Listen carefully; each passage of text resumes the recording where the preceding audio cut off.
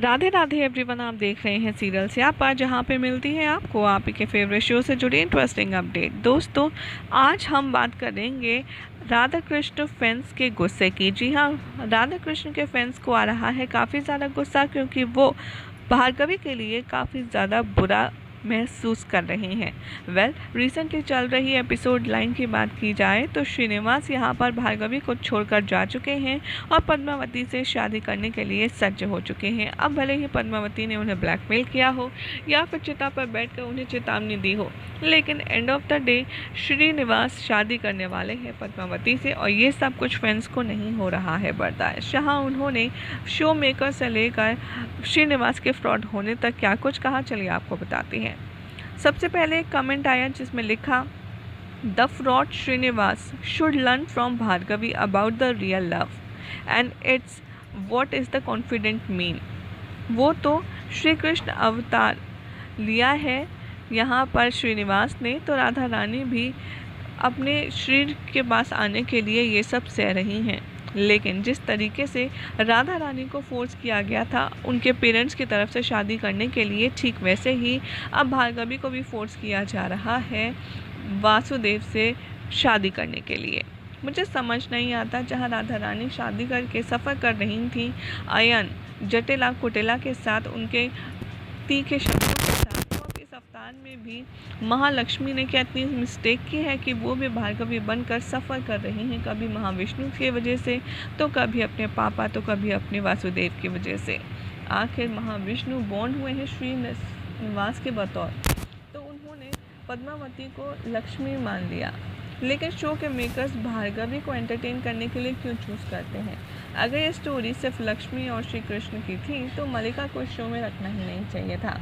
श्रीनिवास ने पूरे 80 एपिसोड्स में भार्गवी को ये कहा है कि हम प्यार करते हैं, हम शादी करेंगे, और ये फालतू की ड्रामेबाजी की। लेकिन अब पद्मावती के आते ही उसने सब कुछ छोड़ दिया, भार्गवी को छोड़ दिया।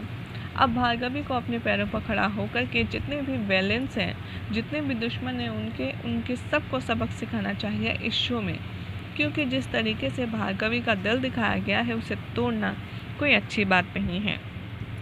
यहाँ पर कुछ लोगों ने भार्गवी के बारे में और पद्मावती के बारे में बात करते हुए कहा कि बस चुप हो जाना चाहिए अब लोगों को। मुझे समझ नहीं आता कि क्यों पद्मावती को हमेशा से इतनी इम्पोर्टेंस मिलती है। ये बंद कर दो शो, आज ही इसकी स्टोरी बकवास है। तो वहीं कुछ ने कहा कि हाँ, पद्मावती को सच बताने के लिए ही ले गए थे, क्योंकि अब समय आ गया है कि श्रीनिवास पद्मावती को सच बचाएं। लेकिन उन्होंने पद्मावती को अपना नया रूप के दर्शन दिया और पद्मावती को अपना भार्गवी का सच भी बता दिया। लेकिन पद्मावती खुद को श्रीनिवास के पास जाने से नहीं रोक पाई और वो सब कुछ छोड़ने के लिए तैयार है श्रीनिवास के लिए, और उन्हें टॉर्चर भी करने वाली हैं।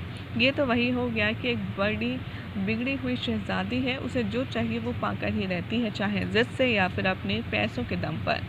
तो कुछ ने लिखा, ये स्टोरी देवी वेदवती की है, जो कि देवी वेदवती थी नारायण के रूप में।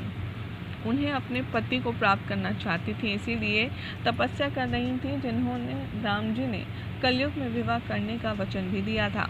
तो कुछ ने लिखा, ये क्या तरीका है, कैसी इमेजिनेशन स्टोरी है। मेकर्स को अपनी क्रिएटिविटी यूज़ करना बंद कर देना चाहिए।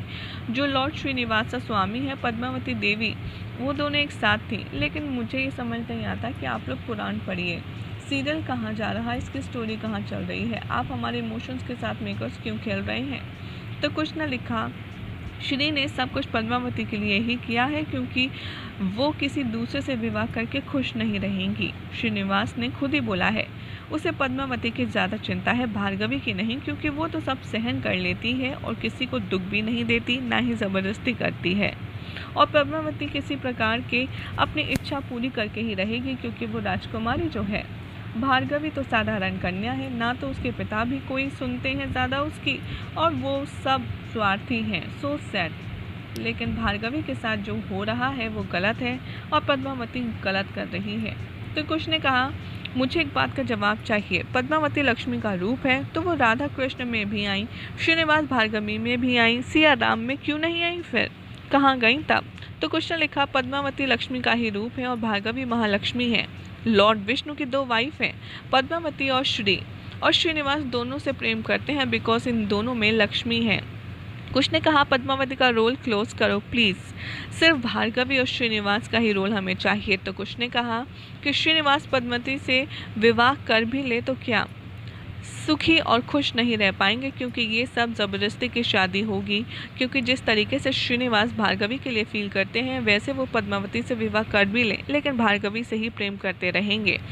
तो कुश ने कहा कि ये जो पद्मावती है ये बहुत ही ज़्यादा ज़िद्दी है। पहले एपिसोड में भी उसने अपना हाथ काटने की कोशिश की थी और अपने रूम की सारी चीज़ें अस्त व्यस्त कर दी थी। उसका कोई भी ड्रीम या उसकी कोई भी मर्जी पूरी नहीं होती तो वो इस तरीके का एटीट्यूड दिखाती है, जो कि गलत है।